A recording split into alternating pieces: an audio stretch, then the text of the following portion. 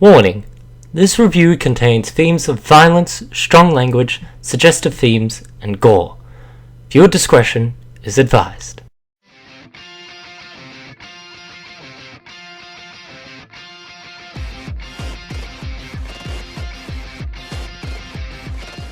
When you look back over the past few years or so, you can find an anime that would define that year.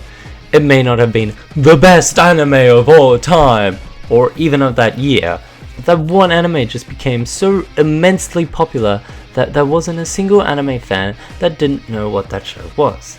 Hell, even people that didn't know what anime was would know about the show. I didn't think we'd get something like that this year, since we already have had a multitude of great shows that have already aired and smashed in ratings and popularity, and I would have thought that at least one of those shows would have been the standout show of this year.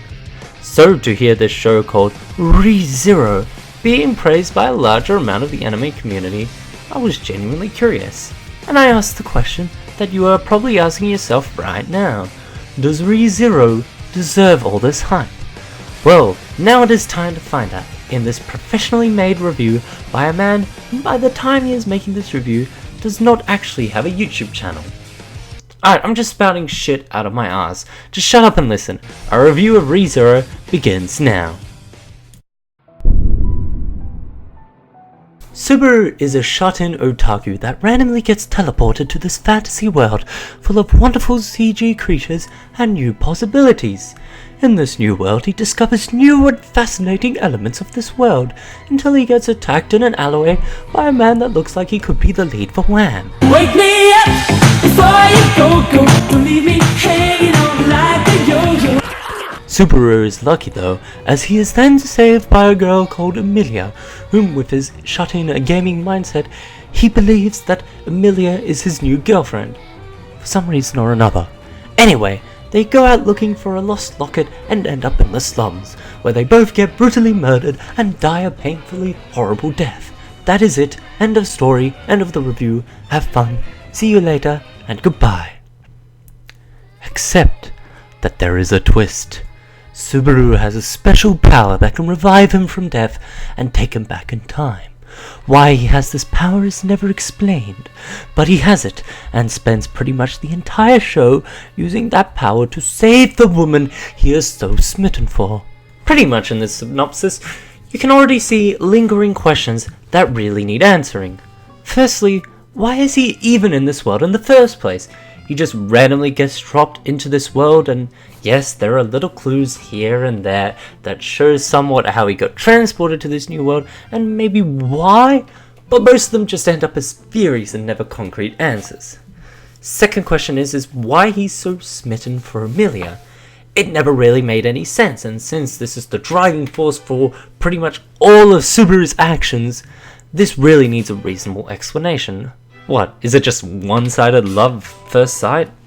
I don't necessarily buy into that.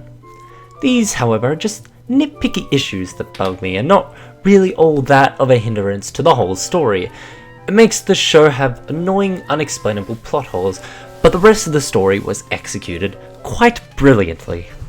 There are a lot of shows that have random otaku shut-ins transported into a fantasy world, so what Re:Zero has an edge over these shows is Subaru's respawn power. Every time that there is a new respawned world, there are more clues to be figured out, small things that the show takes time in showing to you. I love this kind of storytelling, as these clues help eventually piece together the whole problem and help create a solution. We see progression with Subaru tackling each arc until he can perfect the situation and can pass on to the next checkpoint. The pacing is done expertly, and although sometimes it does feel like it can meander a bit from time to time, overall that aspect from the show is explored in depth and executed fantastically. When it comes to the characters in a time travel show, the characters that need the most attention to detail is the character that is doing the time traveling.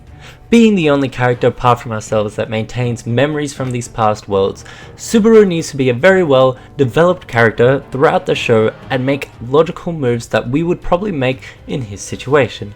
And I could say that Re:Zero definitely passes when it comes to Subaru. Subaru is a breath of fresh air when it comes to characters, being the main character but also being the comedy relief character at the same time, which is something you don't usually see.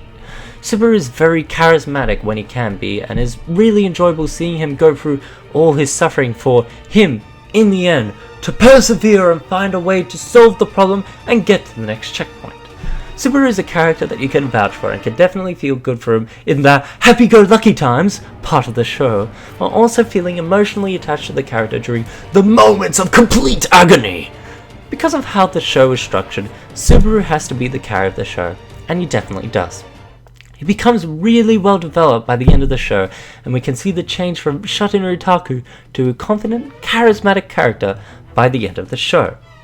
However, Subaru is quite inconsistent, as he can turn from being completely useless to Lelouch levels of strategy. Usually this isn't a problem, and if you have watched the show, most of the time it is explained or built up well enough so we can understand these changes in character from Subaru. The thing that bugged me is that plot points were driven just by if Subaru wanted to be stupid or smart, which I felt like was a bit of a cop-out, and Subaru's inconsistency took points away from the story a bit. Also, we will never talk about episode 13 and how fucking stupid he was. Oh gosh, why are you doing this, Subaru? Why? How could you? Oh gosh, no, it gets even worse. Stop it, you're hurting me. Apart from Subaru, there are a range of supporting cast members that majority have one point in the show to shine as intriguing characters. But the two other main characters that I would like to talk about are Emilia and Rem. No, not that Rem, the other Rem. Emilia, I have literally no interest with her whatsoever, which is surprising since she is, I don't know, the basis of all Subaru's decisions, which is basically the entire fucking plot. You'd think a character put on a pedestal like that would be somewhat interesting, but she is so bland. Well, I guess that's being a bit too harsh. She does have her moments, and the whole looking similar to a witch gives her a rough time is an interesting touch, but other than that, she pretty much gets the metaphorical guillotine from the show in the second half, becoming non-existent to the point that I'm confident enough to say she probably spends more time dead than alive. That would usually be a spoiler, but come on, she died in the first episode, what do you expect? A character that was so much more refined than Emilia was the internet sensation Rem.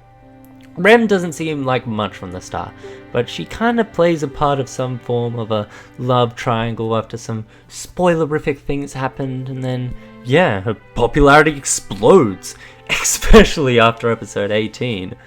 She is quite a likable character. She is someone that, in the second half, believes in Subaru even if he doesn't believe in himself, and will follow him to death even though she knows he will probably never like her back. She gets a fair amount of screen time in the first half, but gets boosted up to the status of main character by the second half, because of how prevalent and key she is to the story. Like, if it wasn't for her, Subaru would become another Shinji Ikari. And wouldn't we all like that to happen? She also gets a very touching backstory, which overall makes her a more likable, well drawn out, and superior character than Emilia. Granted, she isn't the best character ever, but the staff did a really good job with her, so props to them. I would talk more about the supporting cast, but I don't want to make this video 30 minutes longer than it should be. So the most I could say is that I love the majority of the supporting cast, and I wish I got to see a little bit more from these characters. Also, I don't understand why Wilhelm of all people gets a backstory. Not that I'm complaining, it was a nice backstory, but I feel like it would have been more necessary to give it to, I don't know, one of the main characters that didn't get a backstory. Just a thought. When it comes to the animation of this show, there isn't much to say except it looks really, really good. The art style is very light and fluffy, which transitions well with the darker scenes, so you can be even more surprised by the blood and gore and oh, the horror! On a side note though, a lot of people say that this is the darkest anime ever, to which I respond, do you even anime, bruh? Sure, the show is comparatively dark, but there are plenty of shows that I would put ahead of this one when talking about dark anime. The soundtrack is very good, but it doesn't really surpass expected from anime in this day of age. It has its moments, but it wasn't anything that I will go out of my way to listen to. the soundtrack does fit very well with the style of the show and complements its transition from light happy fun times to pain and despair. Overall, I don't think I have any qualms over the soundtrack, but I won't necessarily praise it. The ending, which I probably should have talked about during the story segment, but whatever, it is fitting that I'm talking about it at the end of the video. Anyway, back on topic, the ending was absolute shit. Not even kidding. Taking account how fucking great the build-up was, the ending itself was so boring and unfulfilling. It seems to be a bit of a trend that really enjoyable shows just end up having some of the worst endings. Because of this, I hope that there is a second season to the show because it really does need it.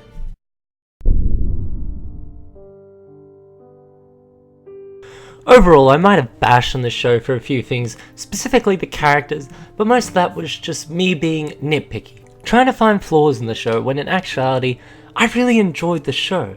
The show definitely raises more questions than it answers, but Re:Zero is definitely the cult hit of this year, and it definitely lives up to its hype.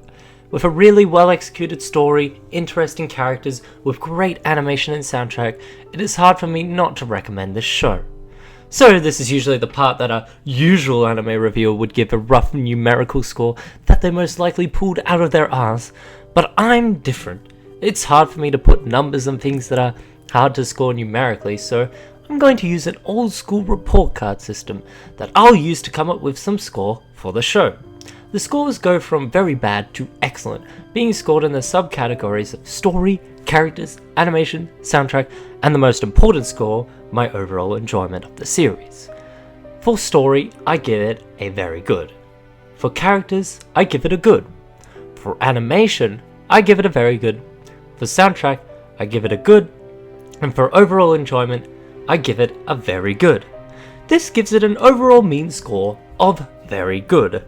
That, from my quick and mostly likely full of shit system, means that it is very good. So yeah, go and enjoy watching a very good show, I guess. Re:Zero is currently available for legal streaming from Crunchyroll, and you will not need to pay for a subscription to watch the show on that site.